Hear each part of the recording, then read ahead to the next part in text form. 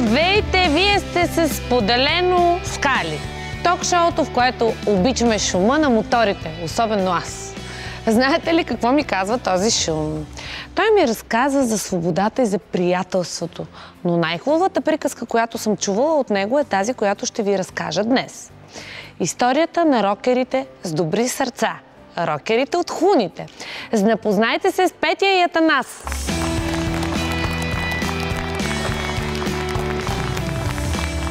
Здравейте! Анастас. Здравейте. Анастас? Да. Добре, де, какво пък толкова? Защото има и другия Атанас. Ще ти купя блъза. Добре. Кожена.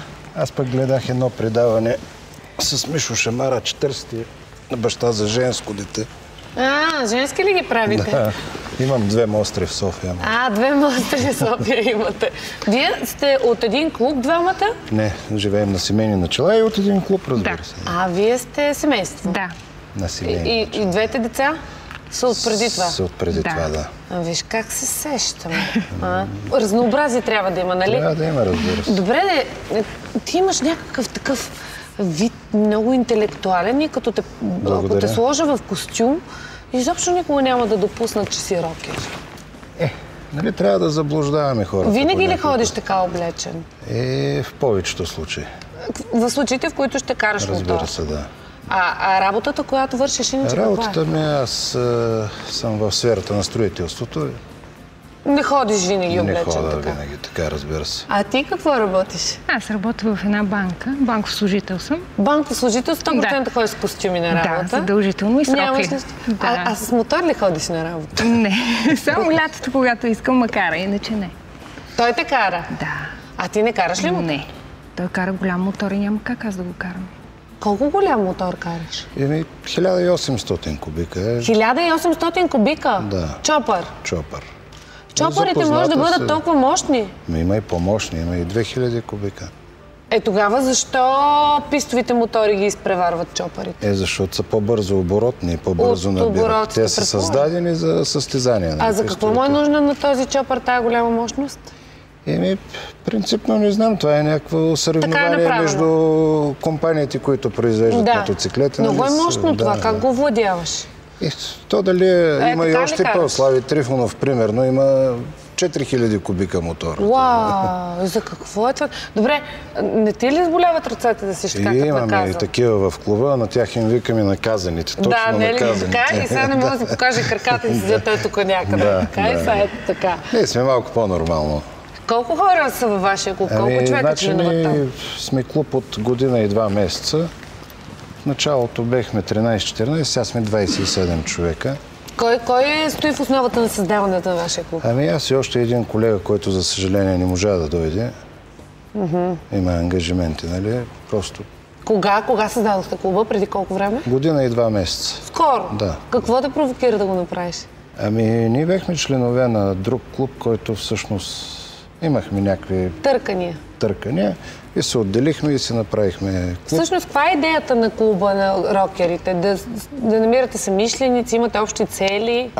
Принципът е, нали, целите са общи, естествено, да караме мотори, да сме свободни, като казвам така, нали, в клуба ни членуват и адвокати, и архитекти имаме. Хора са сериозни длъжности. Разбира се. Даже наскоро миналата година направихме и областни управители. Но фолк певица си нямате в клуба? Покания. Аз имам категория А, но категория книжка не кара. Всъщност от съвсем малка мечтая да карам мотор. На времето карах на брат ми ЧЗ-то. Да. Което е много по-трудно от днешните мотори. Карах ЧЗ-то, той е 350 кубика и бях на 12 години, когато го карах. Изключително малка. Отървах боя, само защото, в смисъл, той не трябваше да разбира, че съм го карала, но аз не мога да го кача на голямата стойка, защото тежък мотор. Отървах боя, като му измивах мотора, полирах го перфектно и той да ме набие, обаче не ме набиваше. Се разминава, да. След това винаги съм мечтала, изкарах курсовете. Беше много гадно, защото карах курсовете на такъв ендуро мотор. Да. А пък мотор се счупи за същинския изпит и трябваше да мине изпита на чопър. Което ви на ендурото е много по-високо. Да. Паднах на изпите. Чопъра по-трудно се Мисъл, аз няма как да паднах на първата осморка и не го паднах, ми го оставих мотора, фърлих го на земята и викам, махайте се тук. Той е коренно различно шофирането на пистов мотор и чопър. Всичко си е Карал ли си пистов мотор? Карал съм, да, в по-младите години. Защо премина на чопър?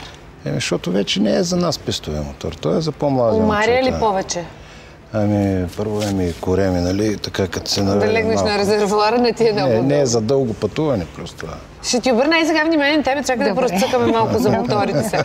Добре, да ми ти ли е малко гадно, като караш по магистралата и някой покрай тебе с писта изчезва? Това е...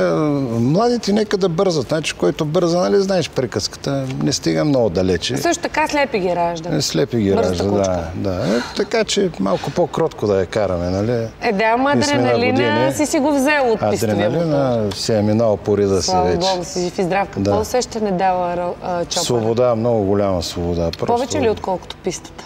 Повече. По-свободен си на пистовия, си напрегнат. През цялото време си напрегнат. Всъщност тази, ако трябва... по-добри реакции имаш на чопъра, отколкото на пистовия мотор. Завива се по съвсем различен начин. Тук се завива с кормил, пък там с тяло. И на двете се завива с тяло, но... И на чопъра ли? Аз се опитах да завия с тяло и изпуснах мотора. Викаш, не са те научили. Набавна скорост. Да, набавна скорост. Затова трябва винаги да има скорост. И сега ми кажи как за бърз това хубаво момиче. За бърз използвам смисъл моторджийски термини. Ясно, да. Тя ме забърса всъщност. Аз бех по-пасивен, така. Кое те впечатли? Я ми кажи, чакай сега това е ред. Сините очи. Това ще спитам. Хубавите сини очи или хубавия мощен мотор? Сините очи, аз след това видях мотора. След това видя мотора? Изненада ли те това, че е рокер? Малко, да. Бяхме седнали в едно заведение, ще ви разкажа историята. Много хубаво слушам. Един негов приятел остана при мен. Той тръгна към улицата. И бях спряли много мотори. И неговия приятел вика, виж, той е рокер, всичките тия мотори са негови. Всичките тия мотори са негови. Приятели от клуба. Да, от клуба. Аз тогава още не знаех, нали, в началото, като се запознахме. И аз викам, леле, какъв мъж. Да, с колко много мотори. И така, тръгна нашата връзка. Я ми кажи, понеже има така разлика във възрастта ви, успява ли е според тебе мотора да съхрани младежкия му дух? Изцяло. Клуба, принадлежността му към това? Всичко. Правите ли штури работи? То без штури работи не може. Няма как да не се правят штури работи. Дълги преходи правите ли? Да, не преходи, а как се казва? Преходи, точно преходи. Да, точно преходи е думата. Правиме. Последно ходихме до Атина. Много хубаво. Така се наредите голяма колона и... Да. И интересно е, интересно е. Откъсва се от сивото. Да, безгрижието. Усещаш безгрижието. Какво правите, когато пътувате? Как протича един ваш тур? Значи, първо се събираме на определената среща, където имаме. Изясняваме къде ще бъдат спирките, нали? В зависимост до къде пътуваме. През колко километра почивате обикновено? През 70-80 километра. Хубаво е да се починеш, защото натоварвате кафенце, нещо, цигарка, нали, който пуши и така. Да може да се запали цигара, малко приказки, продължаваме до крайна спирка вече. Хотел, палатки, къмпинзи, зависи. Пътувате ли през нощта? Пътували сме, но рядко. Рядко, когато няма как да го избегнем. Пазят ли ви другите участници в движението в България? В чужбина знам, че го правят, но в България научиха ли се? В България се понаучиха, но не е на нужното ниво още. Има още какво. Защото знам, че вие, рокерите, участвате абсолютно като равни на всички останали. Спазвате си дистанцията, седите си в платното, не се движите между колите, което е различно от пистовите мотори. Те правят щуроти големи. То се вижда за последните 10 години няма нито един рокер, с който е с чопъра да се е отрепал. За съжаление... не мога да изправяте на задна гума мотора. Минало не е времето за задната гума. Задна гума не можете? Минало, можехме. Можехте? Вдига ли си мотора на задна гума? Много пъти. Сега има друг, кой да те вдига на задна гума. Абсолютно. Кажи ми сега, интересното за вашия клуб е, че се занимава с благотворителна дейност. Това ли беше повода да се отделите от онзи клуб, към който сте принадлежали до сега, или това си е съвсем нова инициатива за вашия клуб? Съвсем... Аз даже така много спонтанно стана с тези деца. Се сетихме, нали? Викаме, защо да не им направим за 1 юни едно тържество. Направихме го, организирахме го, намерихме спонсори, разбира се, защото знаете, че без спонсори не стават това. Там, за щастие, си харесахме едно момченце, което го осиновихме след това. Той е ваше дете сега? Да. И така, продължихме с колко тези... Колко голямо детенцето? 9 години, момченце. А когато го осиновихте, колко беше? На 9? Преди 4 месеца, преди 5 месеца го осинових. Браво на вас! Вие сте невероятни хора. Аз се гордея, когато в студиото ми влизат такива хора. Това е много хубаво. Ти си много... В смисъл, как се навина това? Нали знаете, той идва или го искаш, или не го искаш. Почувствахме го и двамата. Защо ти се насълзиха очите? Тя плаче лесно. Чувствително, аз плача на Том и Джери обикновено. В смисъл, вълнуваш се. Да. А ваше дете имате ли? Общо наше не. Това е нашето дете. Да, това е вашето дете. С 100% трябва да поработите върху едно момиче с сини очи в бъдеще. Има време. Ще направим и тази работа. Задължително на мотора, свободата, всичкото това нещо трябва да... Абсолютно. Правили ли сте нещо готино на мотора? Сега... Правили сме, нали? Ама не. Аз пък я се включих. Правили сме. На друго место. Що на мотора е много готино. Аз съм гледала на такива рокерски събори, се събират, имат някакви игри, редат си някакви салами, пък с устата ги хваща. Ние сме ги правили. Вие, нали? Това са чисто рокерски традиции. Даже аз съм човек да държи салама с лютеницата. Така. А всеки рокер ли си има половинка? Да. Трудно ли е да бъдеш половинката на рокера? Не е трудно. Стига да ти харесва да се возиш на мотор, да обичаш свободата. Да му имаш доверие на човека? Да. Добре, по някой път не си замислила, то ще му отрепа? Не. Как? Той ме пази. Освен, че пази себе си, пази и мен, сме на мотора. Балансира, в смисъл, важно ли е да можеш да се возиш? Да. Трябва да знае как да се вози. Принципно в началото беше малко Така сега вече няма проблеми. Кой е най-дългият преход, който сте правили? С нея ли? Въобще с групата. Ти не каза? Аз съм бил и до Мадрид, нали, с мотор. Това е бая път. 3-4 дена стигнахте? 2 дена и половина, с хубави почивки, нали, така си правихме. Карали сте бързо? Карахме по-бързо. И като отидете някъде навън, пак на някоя поляна спирате и... Не, по пътя спираме по бензиностанции обикновено, нали, да можем кафенци да пием цигари, пък извън България, като сме на хотели там. Скъпо ли е да си рокер? Скъпичко е. Доста скъпичко. Много харчат тия мотори. Харчат и поддръжката е сериозна и по принцип. Нали, то е удоволствие. Аз не бих казал, че и хоби даже. Правиш го за абсолютно. Имаш ли го вътре, значи си такъв край. Нищо не може да те оттърве от там. Да се върнем сега на вашето детенце. Кога започна тази благотворителна дейност на вашия клуб? Първата дейност беше на 1 юни миналата година. За деня на детето? За деня на детето. Извикахме ги децата, нали? Поканихме ги в едно заведение, разбира се. Там подаръци, обяд, игри с награди. Вие? Да, абсолютно. Занимавахте се с тях? Да, разбира се. А те радваха ли се на моторите? Возихме ги на моторите, да, всичките деца много се радваха. Подарихме им фанелки с нашото лого, нали?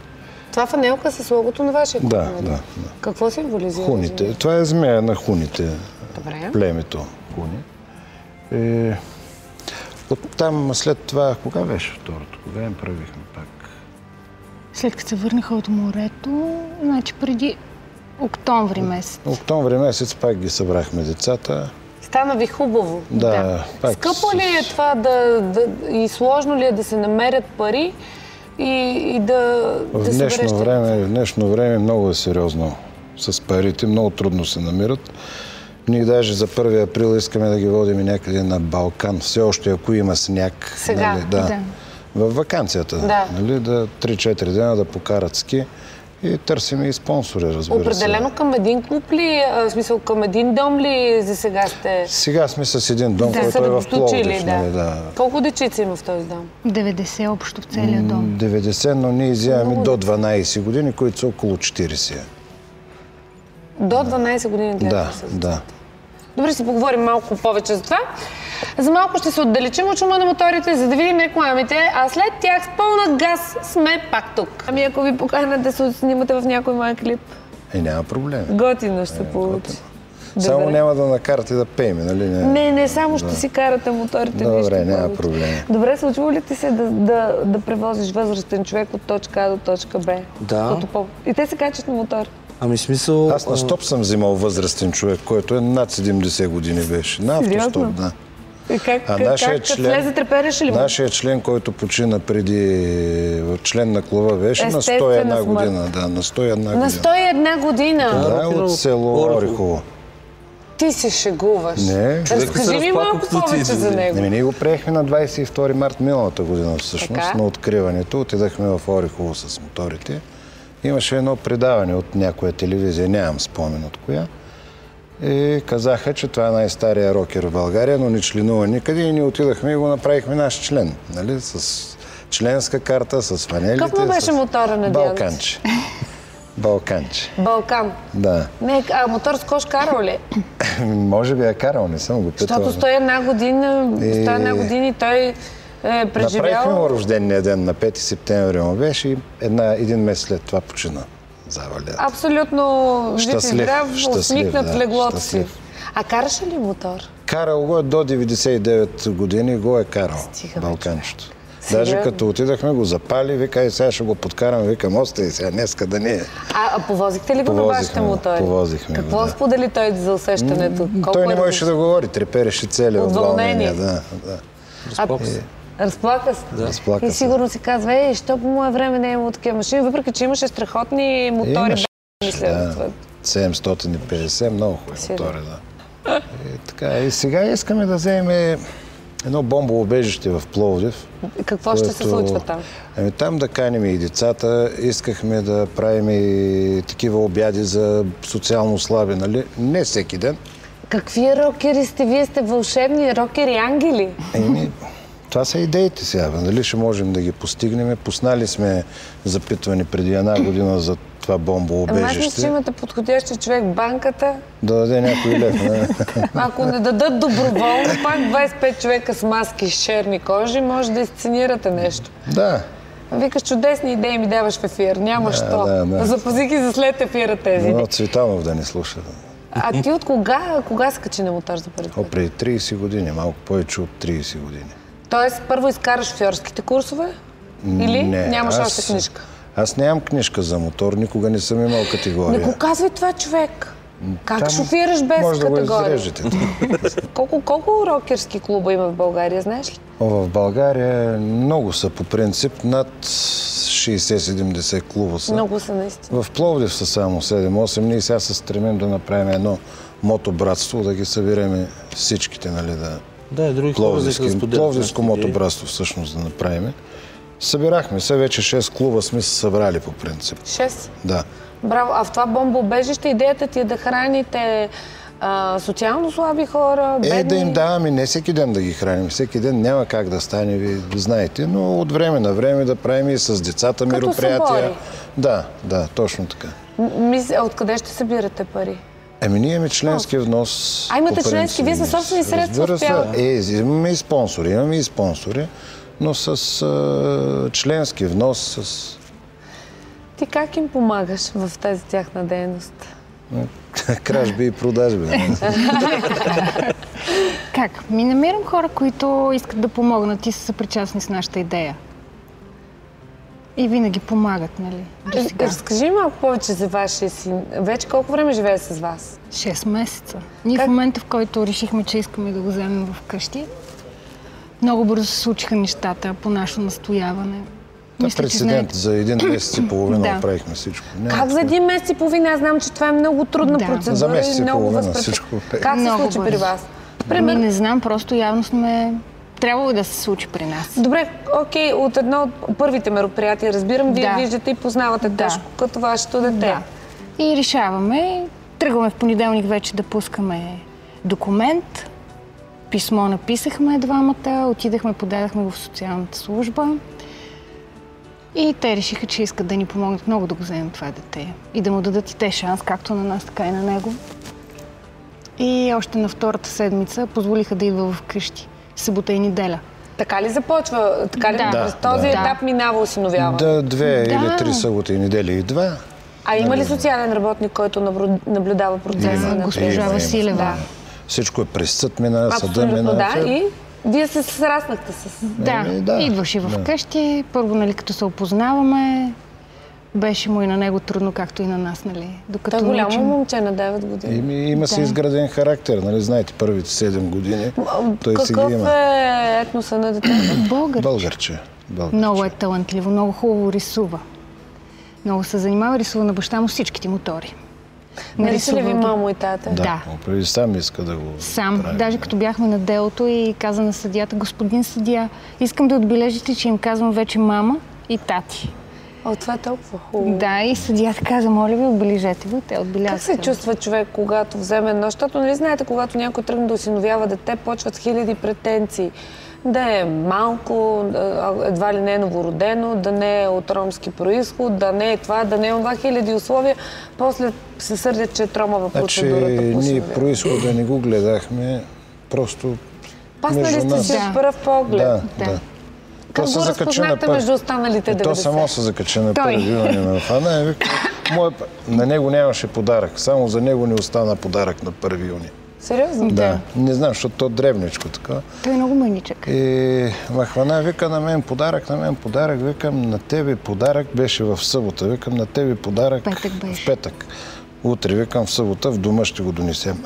Пак ще ме излъжат. Миличкия. Да. Кой знае колко път са лудили. Тя сутринта стана рано, отиде в дома, занесе му подарък. Занесохме много подаръци, не само ние. Добре, ти имаш едно дете. Виждам, вие сте съвсем обикновени хора, не сте някакви милионери, поне не изглеждате такива. И сте си осиновили дете. Много хора казват: няма си осиновим дете, защото трудно се гледало. Аз също съм много за това нещо, но трябва да го искат и двамата в двойката. Ти като видяхте, че осиновиха дете, не ти ли идва на ума да направиш? Да, ако имам финансовата възможност, сега ще осиновя дете. Това е винаги хората. Искам да кажа, че и други хора взеха пример от тях от клуба. Има от клуба още едно момче, което осинови. И лека по лека. Още едно детенце? Да, осиновено. Да, той е по-голямо, той е на 14. Човека има 3 деца и осинови още едно. Със сигурност и той не е някой милионер? Не. Винаги хляб за още едно гърло ще се намери. Колко е? Идват ли сега вашия син и това другото осиновено момче на събиранията ви? Идват. Те са така една добра емблема за вашето добро дело. Надяваме се. Надяваме се да е така. Ти каза, че имаш 2 дъщери. Да. Колко са големите? 27 и 25 години. Големи, живи и здрави да сте. Как приемате сина? Радват се много. Играят се с него, да.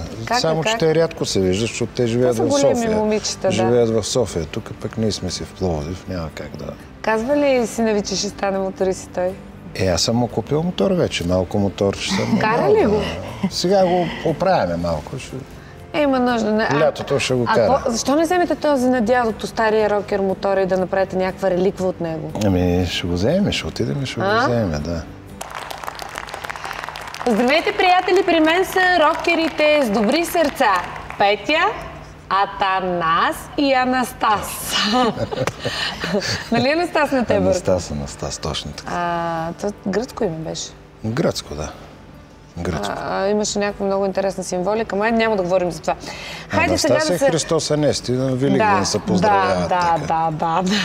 Добре, хайде сега да поговорим за това как да продължите да бъдете благородните и рокерите с добрите сърца и кое спъва дейността ви от тук нататък? Какви съдействия очаквате да получите? Основно помещението, което искаме да наемем, така нареченото бомбоубежище. Вие искате да го наемете, не да го наемем под наем, да. То е общинско, то е държавно.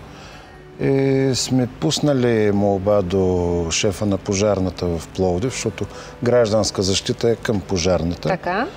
Господин Румен Динчев го резолира, подписа, че е съгласен да се отдаде под наем, но се решавало в София. Това писмо е изпратено в София в Министерството на вътрешните работи и вече 1 година нямаме отговор.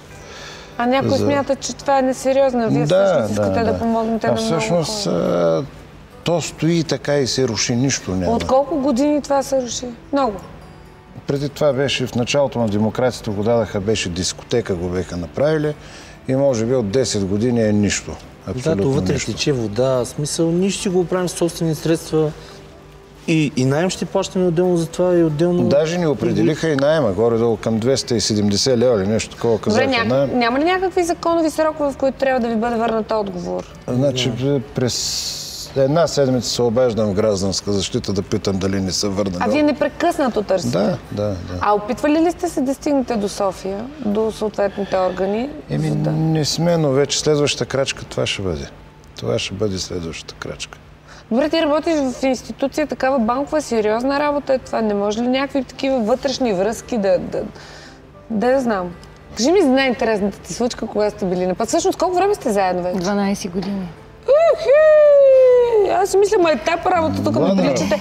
Толкова влюбено се попоглеждате от време на време, че имам чувството, че сте от 2 години заедно. Не, 12. Браво на вас, хора! Гордея се още веднъж с вас. Как е да кара тази жена така влюбена да те гледа непрекъснато? Какво я правиш? Нямам представа, не знам. Всички така ме гледат. Всички така те гледат? Добре, тогава ще гледам лошо, да не влизам в това. Кажи ми най-забавната история от вашето пътуване, която остава така дълбок спомен в теб. Ще бъде интересно и за зрителите ни. За мотор ли? Да. Зай, седи си, като ходихме в Атина. Да, дълго пътуване. Ти пък ще определяш кое е най-забавното. Защото беше тогава най-хубаво. За мен. Аз питам нея, после ще ми кажеш. Кое е пътуване? Да, то беше дълго и уморително първото, което е. Колко дълго? Ходили си на концерт на ACDC? Да. Къде? В Атина. Колко уморително е? Къде е Атина? 800 км. С мотор не е толкова. С мотор е по-бавничко. Защото караш бавни мотори.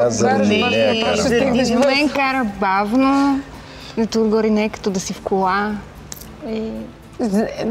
Готино е, вети се косата. Да. Имаш естествено... Каска не може в Гърция без каска. В Гърция без каска не може. Глоба голямо. И какво там пристигнахте? Имаше ли много като вас? Имаше наистина много от България. Да, от България много мотори. И самото преживяване. Те бяха и тук. Аз бях на концерти в България. Аз бях и в Белград, и в Атина, и тук. Те не ти ли писва да слушаш не съща музика? Не, аз ги обичам много тях. Добре, а падали ли сте от мотора заедно? Заедно не. Само ти си падал? Само аз съм си падал. О, ти я пазиш Сам си пада. Сам си пада без тебе. Няма как да се наведеме да има. Да, а има ли момент, който те дострашава от пистовия мотор? Не, за дострашаване в никакъв случай. Просто се умари. Там напрежението е много по-голямо, нали? Върху ръце, върху всичко. Да. Там и скоростта е друга, и спирането е по-бавно, нали? Като тръгне напрежението, натиска е много голям. За млади хора е определено. Добре, понеже си такъв много виж, може ли да направиш един аналог за рокерските клубове в Европа и тези тук? В смисъл, те извършват ли така благотворителна дейност? По-организирани ли са от нашите рокери? По-организирани са, определено са по-организирани. Аз мога да говоря за Гърция, за клубовете, защото там съм ходил на събори и там съм разговарял, нали, с членове на клубове. Имат. И те в интерес на истината имат такива дейности. Имат ли аналог на дейността, която вие извършвате? С деца... Вие сте първите? Да. Това е много хубаво. При тях има, примерно, помагат на стари хора по селата, ходят. Това съм го виждал. Със собствени средства, предполагам, там. Да. И с членския внос, който след земетресението в Атина, което беше преди 6-7 години, по селата имаше доста така паднали къщи. Има един клуб, който е в Атина много сериозен, с много членове. Това исках да кажа. Много членове, те са към 250 човека. 250 човека дадат по 200 лева? Те всъщност евро са много пари. Да, и помагат, нали? А вие колко човека сте? Ние сме 27 в момента. 27. Да, 27. А как се става член на вашия клуб? Я ми кажи как се става член на този клуб. Малко възможно да видим знае ли правилата. Стига да имаш чувство на приятелство и... Идвам при вас, казвам, вижте, аз имам един чопър, искам да стана член на вашия клуб. Трябва ли някакви документи да попълна? Не, просто ще ти дадем кредит на доверие. При вас нещата стават на доверие. Идвам и на колко често време, на какви периоди събирате внос членски? Всеки месец. Всеки месец. Може ли да ми споделиш каква е сумата? Малка е сумата, 10 лева на човека, но е всеки месец. Много е малка. Няма възможност повече. При събития, ако има някакви... Нали, всеки, ако има възможност, може да даде нещо. Значи... Аз съм подарих вувузели на децата. Бяхме останали, вкарвах от Китай и им подарих вувузели. И такива, всеки прави дребни подаръци, каквото може.